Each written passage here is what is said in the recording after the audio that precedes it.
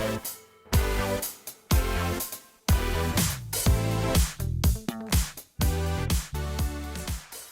everybody, welcome back to Previews and Reviews featuring creature movie reviews. My name's Hayden. Eric. And I'm Brad. It's Creature Movie Reviews. And today we're going to be talking about Kong Skull Island.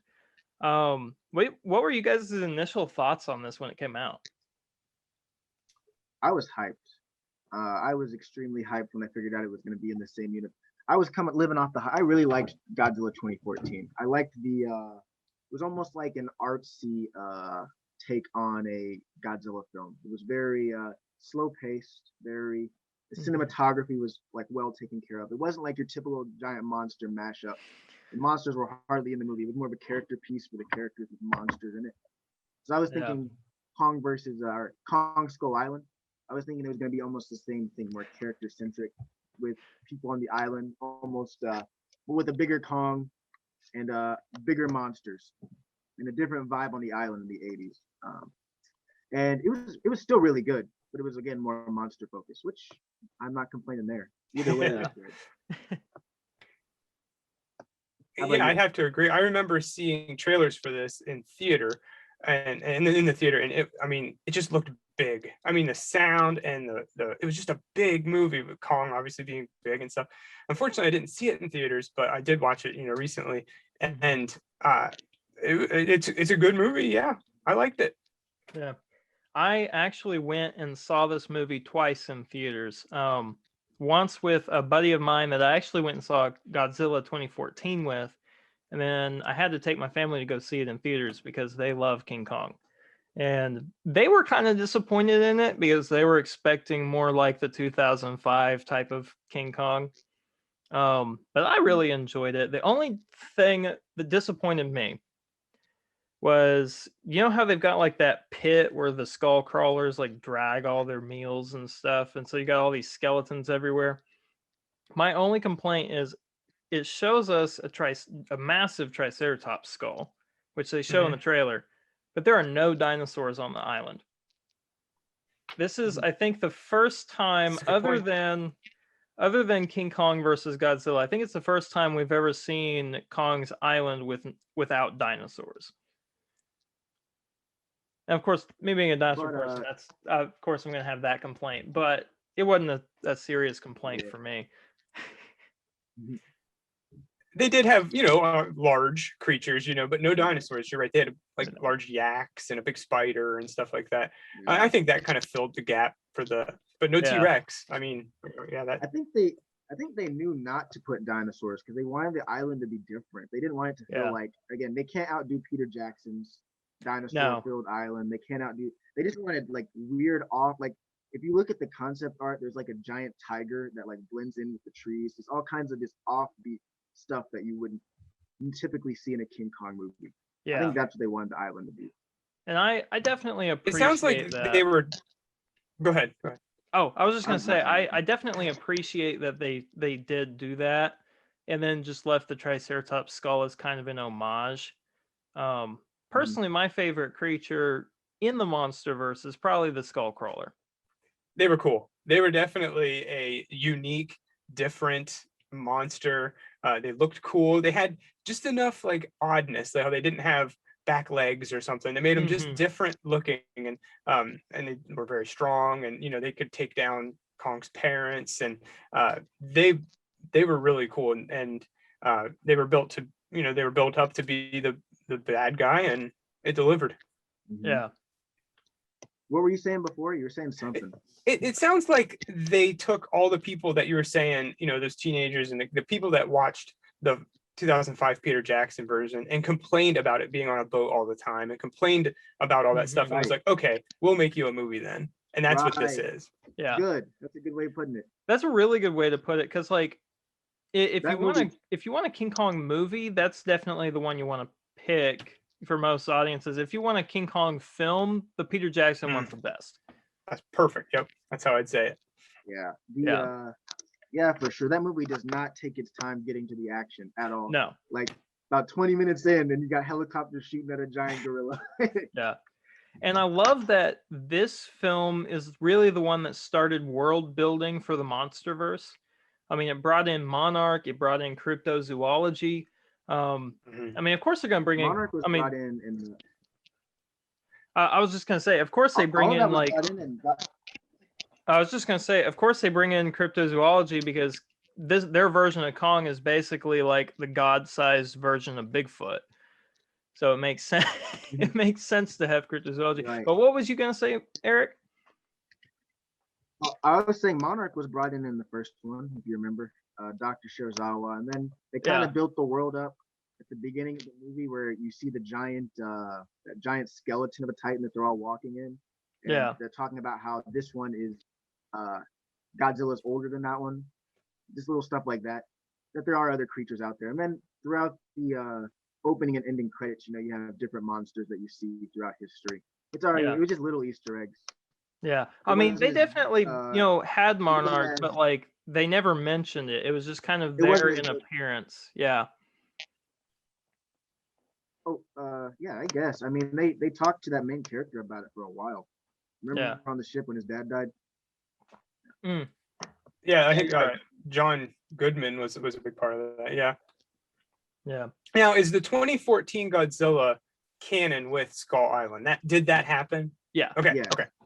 Yeah, It would because be you've got Skull Island takes place years before. Yeah, because technically you could Go look ahead. at it as sorry, the lag's kind of Yeah, but me too. but you could kind of take Kong Skull Island as a prequel to Godzilla 2014. So if you watch them in chronological order, it'd be Kong Skull Island, then Godzilla 2014, then King of the Monsters, and then Godzilla versus Kong, which is coming out March 31st. We're all gonna do a review of it, I think, because Brad, you said you're in on that. Yeah, I want to be part of that video. Yeah, I'm fully committed to this world now. I just watched 4 movies today about it. So Sweet, Good. cool deal. So yeah, so check that Which out. one We're was gonna your, do it same day review. So what was you gonna say, Eric? I was asking Brad which one was his favorite in the MonsterVerse out of the ones he watched.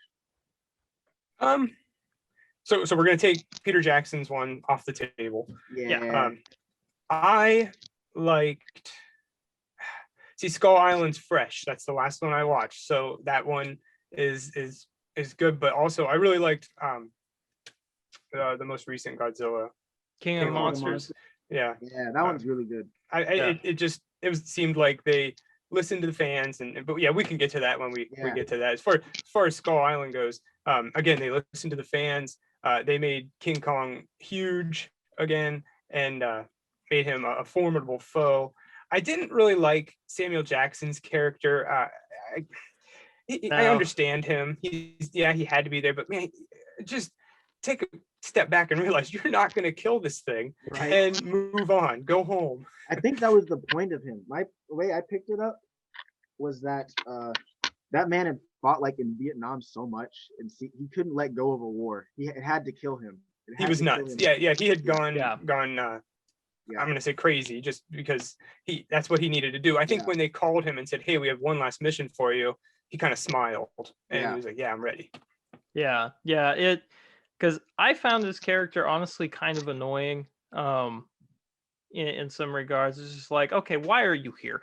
But at the same time, it's to drive conflict forward. Otherwise, they have, because like that's the thing. Like with a lot of King Kong movies, like they get you to sympathize with King Kong, but at the same time, he's kind of the bad guy, sort of, not really.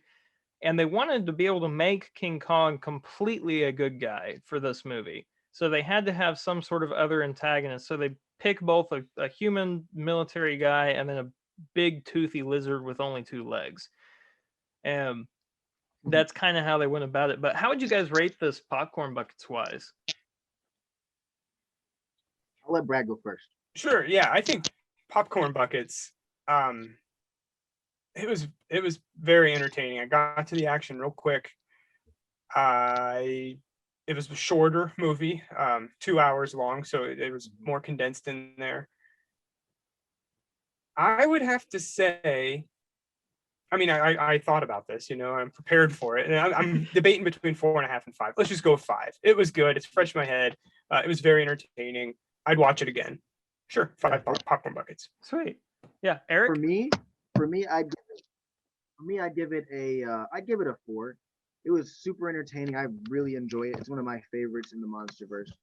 But I think that also, literally, when I first watched it, they're just landing on the island. They fly up. They get hit by a tree. I was just like, oh, okay, we're here already. Yeah, okay, we're here. So it just it doesn't give you time to breathe sometimes. It's just the next thing, oh, this is bad. The next thing, oh, this is bad. And it's going until the end of the movie, which that's what they were going for, high octane action the entire time. And that's why I'm going to actually kind of meet you guys both in the middle on that with a 4.5 popcorn buckets from me, because what makes popcorn so great is having the time, being able to take a break from it and sip your smoothie or whatever, your icy from the theater concession stand. You need some breathe room, and this one doesn't have a lot of breathe room, so you're just constantly with the popcorn to get the analogy across. It doesn't really give you any freezy smoothie time. Right. What about film reels?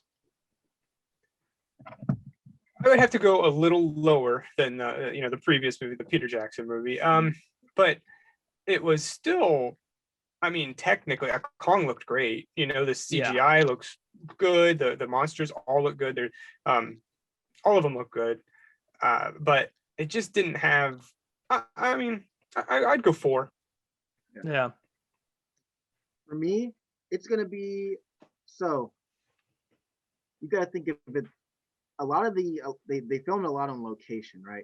And the cinematography in that movie it's amazing. The shot with the Triceratops, whether you like it or not, camera zooming in, machine gun shooting at the camera, just crazy kind of things, high octane camera angles and action sequences that make your heart pound. Killed it with the cinematography there. But there's and the shot where there's another shot where you have those little monuments to what happened on the island, and when the camera moves in front of it, you see it. Shots like that, they're amazing. So from a cinematography standpoint, that's already at a 3 for me. But whenever there's not anything going on, the cinematography and the visual effects, like the what's it called, the Aurora Borealis, it looks a little fake because you're so used to just things moving so fast off the camera, but it looking good. So I mean, I'll give it a 3.5. 3.5. If I could give it a 3.8, that's what I would give it. But somewhere close to a 4. I got to give it a 4, I think. And what really sells me on the 4 for this one is the cinematography. There's one shot in particular that I always think about with this film, and it's that scene where the guy gets pulled out of the boat and by those flying pterosaur looking things with the razor blade beaks, and they just cut them apart against the sun. So you just see all of their silhouettes, and it's so beautifully done. It's horrifying, but they do it so beautifully. I love that shot. Right. And just stuff like that. And then, just continuing to world build, for their MonsterVerse and kind of bring a lighter tone to it.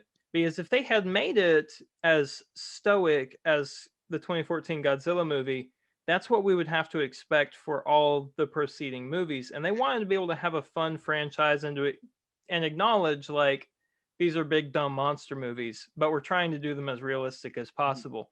And so I really appreciated the fact that this one was hey, grab the extra large popcorn and the giant smoothie, even though you're not going to have breathing room to drink it. I'd have to agree. One point I was thinking about with that scene where the guy gets lifted up off the boat and carried away by the birds. I looked over at my wife, and the guys on the boat all have guns, and they're like, I can't get a clear shot. I told her, if that ever happens to me, shoot me. I don't want to be ripped apart by razor bird beaks. Just go ahead and kill me. You'll kill some birds too. It'll be okay. I totally agree with that. Honestly, I never even thought about that. That man got eaten alive because they didn't shoot him. Just shoot. Yeah, because that's the thing. Also, because they didn't cut his head off, right? You're frozen on mine. I don't think they shot. I don't think they even fired at the guy. No, he aimed the gun, then he's out of range. And I was like, yeah, no, he's not. It's a gun. I mean, like the flying things, they didn't even cut his head off, right? Not that I can remember. They cut Maybe off they his did. arm. Did they? No, his arm. No, they didn't cut off his head. Okay, They just cut his off like his arm. arms and stuff. Because I'm just sitting here thinking, I'm like, Yeah. this guy's alive the entire time they're cutting him apart, and he's bleeding to death. That's how he is dying. He's screaming the whole time. Yeah, I'm like, Whole scene, he's screaming.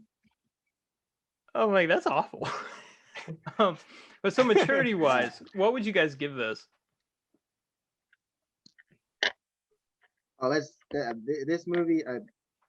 I feel like low teens, elementary. I mean, it's a fun movie. It's like watching Transformers without all the crude people. jokes and stuff. Yeah. Yeah, there's no nudity. There's there's violence, but it's not like you don't see like when that guy gets lifted up by the bird, you don't see blood squirting out of his arm or anything. It's not too bad. Yeah, I definitely agree. Elementary kids, preteens, they're gonna have a blast watching this. Honestly, maybe only one thing keeps me from saying elementary that I just now thought about, because all the pop scares that are in it. There's a lot of pop scares in that movie, surprisingly. The scene where the guy's sitting on the log and he thinks he's alone, turns around, creature jumps at it. The scene in the fog, there's like 3 or 4 just kids in the movie. Young kids jumping, having nightmares about that stuff. I don't know. It's just never sat right with me. I always want to make sure that somebody's comfortable watching the movie with me. Only reason. Yeah, you mentioned the fog, and that was one thing that I also kind of thought of. Like, maybe it's a limitation of the helicopters. But there's this giant wall of fog, and it's a big storm. It's a giant storm, and these guys come in with helicopters. Why didn't they go above it and in? Why didn't they fly above Kong's level? Why didn't they have machine guns? Yeah. Fly above Kong. I will say, there's some moments in there where you're like, I will say though, with them flying at Kong's level, it gives the perfect opportunity for them to make a really meta reference to King Kong versus Godzilla, where King Kong literally just pulls a tree out of the ground and shoves it in Godzilla's throat, which I really hope happens in the new movie. It's gonna be in there. It has to be. They said why they didn't fly above Kong's level. I was just nitpicking. Remember the evac helicopter was going to pick up everybody else on the ground. They wanted to keep it distracted or whatever. They said that. So okay. They tried to make it like realistic. They tried to make it make sense. But still, like when you go in a place in there, you can see the aurora borealis and you can see the sun coming in. It's like, okay, but I mean, I'm sure they explained it, but to the average viewer, it was like, okay, it was cool. It was cool. It was cool. What do you guys think about John C. Reilly in the film? I mean, a little comic relief. I was surprised to see him alive and stuff. Probably the best character in there, honestly. He was pretty good. And this the best character. This is a movie where I actually really liked Brie Larson's performance. Like, it wasn't like just over the top amazing, but at the same time, it wasn't. I don't know. She didn't overstay her welcome in the movie, I guess. Whereas like Captain Marvel, like, and all the internet stuff aside, all the internet politics aside, like, there's times in Captain Marvel where I kind of want to break from her. Just because she's so cynical. But I liked her performance and Tom Hiddleston's performance in this. I really want to see like old man Tom Hiddleston in Godzilla versus Kong. I know it's not going to happen. One of my favorite things about... Did you hear this? Huh? Did you hear the theory that the old man, the antagonist of Godzilla versus Kong, is Tom Hiddleston's character? See, I heard that, but nothing in the movie actually like confirmed it. Yeah, but we never hear his name or anything. Yeah, that's beyond true. Just a code name. I don't believe so. Who knows? Yeah. The MonsterVerse developers, they tend to listen to the fans. Like with King of the Monsters, for all we know, they could roll with that eventually. Like, okay, the fans like that. Cool. That's Tom Hiddleston, old man. Nice. I mean, I'd buy it. Ah. I would have to see the motive behind it, though, is the only thing. Because like you see his motives in that movie, and we'll get into that in that review. But I mean, I don't know, just you'd have to see a lot of because that'd be a huge character arc. So you'd have to see a lot of change in the character. But real quick before we sign off for this episode, what's you guys' favorite scene from Kong Skull Island? I'll let him go first. Yeah, I got to think about it. I have. Oh, go ahead. Honestly, and it's just when you ask me that, I'm going to say the first thing that came to my mind, and it was that stick bug scene, and I don't know why, but I just remember like the idea of me sitting on a log out in the woods. I think I'm alone and I'm safe, and then all of a sudden the log gets up. Like that's kind of a memorable thing. Like, oh, this log could eat me. Yeah. And see, that's something that the filmmakers behind this did almost akin to what Peter Jackson did. They did a lot of world building for that island that you never see. And one of the things is that stick bug is only a baby. Oh, cool. Yeah, so I thought that was really cool. But Eric, what's your favorite scene?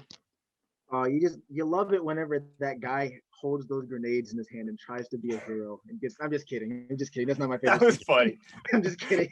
My favorite scene is definitely, it's cliche to say that this is my favorite scene, but it's just visually that scene where Samuel L. Jackson and all those people are standing on the waterfront and Kong is staring at them and there's that flame in the middle of them. How did I know you was going to say that? Stare down. That scene was great. And then, of course, whenever he takes the ship fan and he throws it and you see it in slow motion for a second, clean shot. There's a lot of visually just my favorite scenes in there. I love the shot. I'm sorry, I'm going to rant for a second. I love that shot where he grabs the back of the evac helicopter and he just slams it into another one. It goes into the slow-mo in this movie is always well placed, which is kind of unlike Zack Snyder movie. It's off topic, but it is well placed slow motion. It gives you goosebumps. So any slow motion scene, I'll give it that. Those are all fantastic. My favorite, I think this is more as a audience satisfaction writer type of perspective, at least for me, is like at the very end, like I think it's even after the mid credits. I'm not sure because I didn't get to do that part of my today, but the scene where the guy who got stuck there during World War II gets to come home and see his family. I love that. Like, because I was expecting him to like die off at the end or something, like in this big sacrifice. But no, he actually gets to go home and eat his hot dog and watch his baseball game and see his family. And I thought that was beautiful. And they didn't have to do that. They could have very easily killed him off or whatever. And no, they brought him home, and I thought that was really cool. It was. It So really was. Yeah, it was a good scene. I'm glad they put it in there because he was the character you were rooting for the whole time. Right. And he spent 30 years on the island, so yeah. I mean, I can't imagine. He just should thank the Lord he wasn't stuck on Peter Jackson's Skull Island. That's all I'm saying. Well, hey guys, this has been Previews and Reviews with Creature Movie Reviews. We're going to do some videos on his channel too, kind of doing some specs behind some of the monsters we see in some of these big movies. So be sure to be on the lookout for that. Make sure you're subscribed to his channel. I'll leave a link in the description and at the end of the video. And be sure that you're subscribed to this channel. We're going to be doing a ton of movies in our countdown to Godzilla versus Kong. Anyways, my name's Hayden. Eric McKinney. Eric. I'm Brad. And this has been Previews and Reviews. God bless y'all.